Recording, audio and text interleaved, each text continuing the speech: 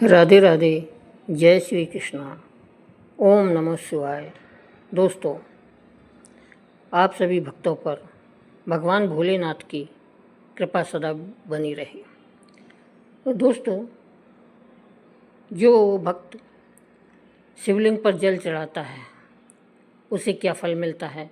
तो शास्त्रों में स्पष्ट कहा गया है कि जो भक्त सच्चे हृदय से शिवलिंग पर जल चढ़ाता है उसके पाप गलते हैं, काम बनते हैं, कष्ट मिटते हैं और जीवन में शांति की धारा बहने लगती है। लेकिन क्या यह केवल जल चढ़ाने की बात है या इसके पीछे कोई गूढ़ रहस्य छिपा है? तो आइए आज हम आपको एक ऐसी कथा सुनाते हैं जो न केवल आपको भाव विभोर करेगी बल्कि आपकी जीवन की दिशा भी बदल सकती है। यह कहानी है एक साधारण मनुष्य की जिसकी आस्था ने असाधारण चमत्कारों को जन्म दिया है।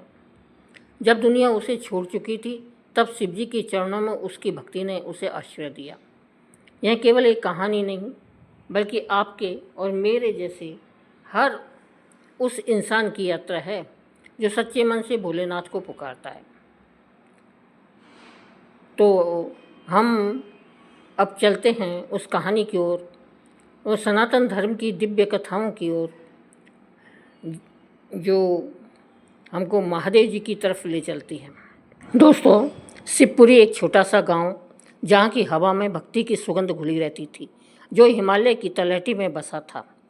सुबह की पहली किरण के साथ मंदिरों की घंटियों की मधुर आवाज़ गांव को जागृत करती थी और चारों ओर ओम नमः शिवाय की गूंज सुनाई देती थी। इस गांव में रहता था एक मोहन, एक साधारण किसान जिसकी ज़िंदगी सतह पर देखने में सामान्य थी। उसके पास था एक छोटा सा खेत, एक प्यार करने वाली पत्नी गीता, दो मासूम बच्चे मोहन और राधिका और उसकी बूढ़ी माँ मगनवाई। लेकिन सोमेश का मन हमेशा एक अजीब सी उदासी में डूबा रहता था।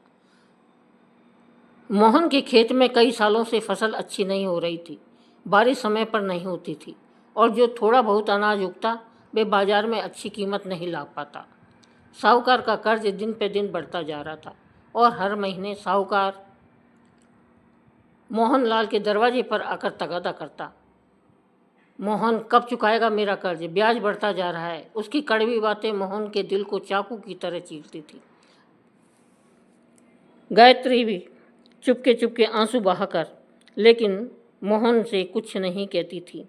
हमेशा हंसते हुए कहती, चिंता मत करो, भगवान सब ठीक कर देंगे। मोहन की माँ गायत्रीबाई एक सीधी साध्वी शिव भक्त थी।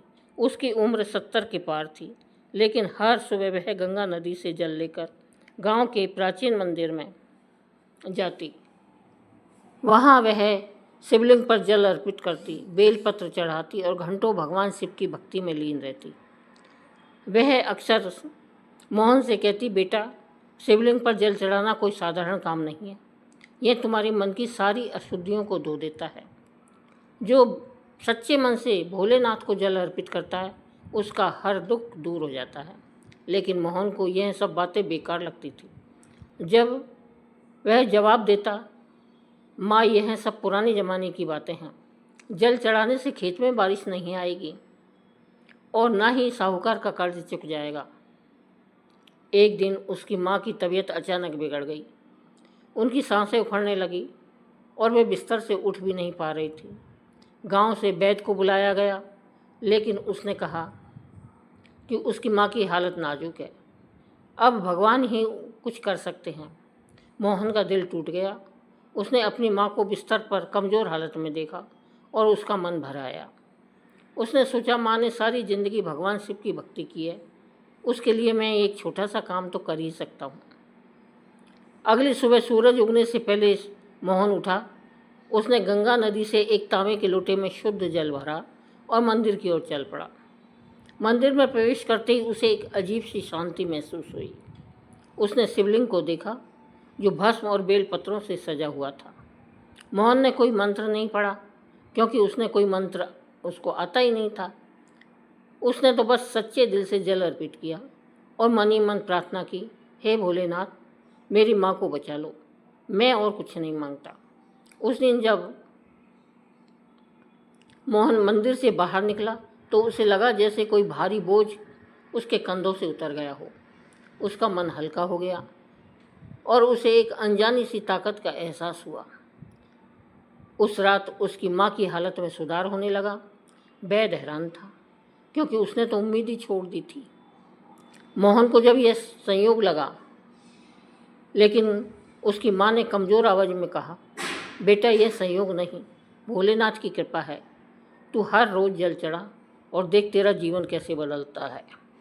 मोहन ने माँ की बात मानी और हर सुबह शिवलिंग पर जल चढ़ाने लगा। पहले तो वह केवल माँ की खातिर ऐसा करता था, लेकिन धीरे धीरे उसे इस कार्य में आनंद आने लगा।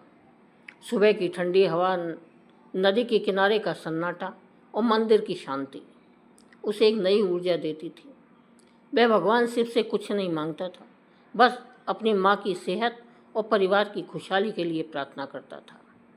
कुछ महीनों बाद गांव में भयंकर अकाल पड़ गया। आसमान से पानी की एक बूंद भी नहीं गिरी। गांव वालों के खेत सूख गए और लोग निराश होकर मंदिरों में प्रार्थना करने लगे। लेकिन मोहन के खेत में ना जाने कैसे फसल लहलाने लगी। उसके खेत हरे भरे थे, जैसे उन्हें अकाल ने छुआ ही ना हो। गांव वाले हैरान थे। एक दिन गांव के मुखिया ने मोहन को बुलाकर पूछा, मोहन तेरा खेत कैसे इतना हरा भरा है? क्या तूने कोई जादू किया? मोहन ने हंसते हुए जवाब दिया, मुखिया जी कोई जादू नहीं, मैं तो बस हर रोज़ शिवलिंग पर जल चढ़ाता हूँ। शायद यह भोलेनाथ की कृपा है। मोहन की बात सुनकर कुछ गांव वालों ने उसका मजाक उड़ाया, लेकिन कुछ लोग प्रेरित हुए और खुद भी शिवलिंग पर जल चढ़ाने लगे। इस बीच मोहन की ज़िंदगी बदलने लगी। उसकी फसल की अच्छी कीमत मिली और साहूकार का कर्ज धीरे धीरे चुकने लगा। उसकी पत्नी और बच्चे भी खुश रहने लगे। अब उसके बच्चे स्कूल भी जाने लगे और उसकी पत्नी ने घर में एक छोटा सा पूजा स्थल बनाया, जहाँ वह भी रोज़ शिवलिंग की पूजा करती थी। लेकिन कहानी यहीं ख़त्म नहीं होती। एक रात मोहन को एक स्वप्न दिखा। स्वप्न में एक त्रिशूलधारी साधु आए, जिनके माथे पर चंद्रमा चमक रहा था। उसकी आंखों में असुर करुणा थी और उसकी आवाज़ इतनी गहरी थी कि मोहन का दिल कांप उठा। साधु ने कहा, मोहन तुमने सच्चे मन से मेरे लिंग पर जल अर्पित किया है। तुम्हारी भक्ति ने मुझे प्रसन्न किया है, लेकिन अब तुम्हें एक और काम करना है।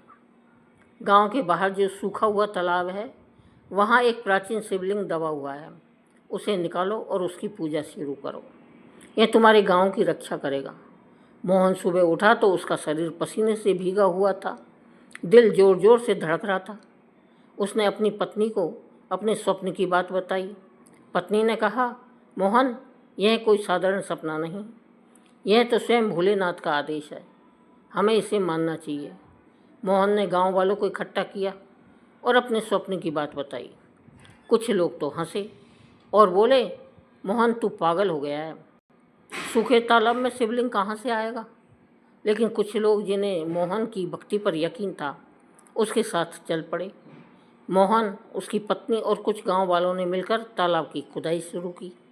कई दिनों तक मेहनत करने के बाद एक दिन उसकी कुदाल एक काले पत्थर से टकराई। जब मिट्टी हटाई गई तो वहाँ एक प्राचीन शिवलिंग प्रकट हुआ। वह शिवलिंग इतना सुंदर था कि उसे देखकर सभी की आंखें भर आई। उसकी बनावट में एक अलौकिक चमक थी, जैसे वह स्वयं भगवान शिव का रूप हो। गांव वालों ने उस शिवलिंग को बड़े सम्मान के साथ मंदिर में स्थापित किया।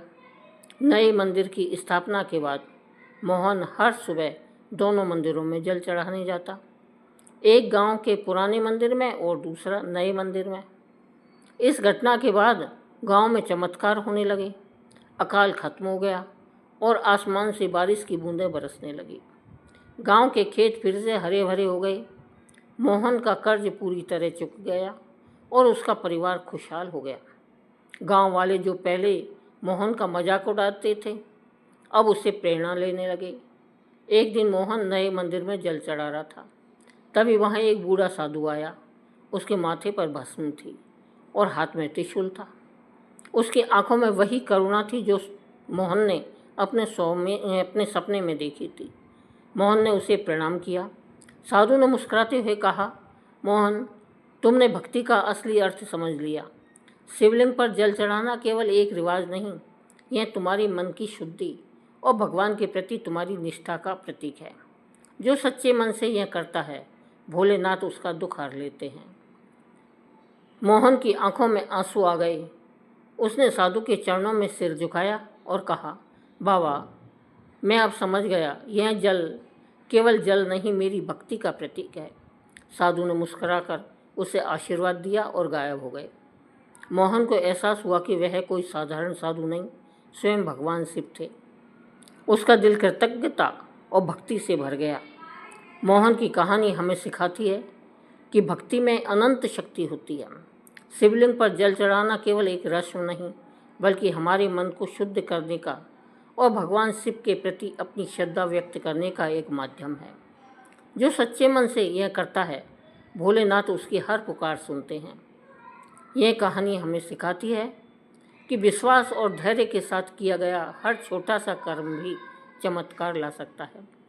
तो आप भी अपने व्यस्त जीवन में से कुछ पल निकालें और शिवलिंग पर जल अर्पित करें। शायद आपका भी जीवन मोहन की तरह चमत्कारों से भर जाए।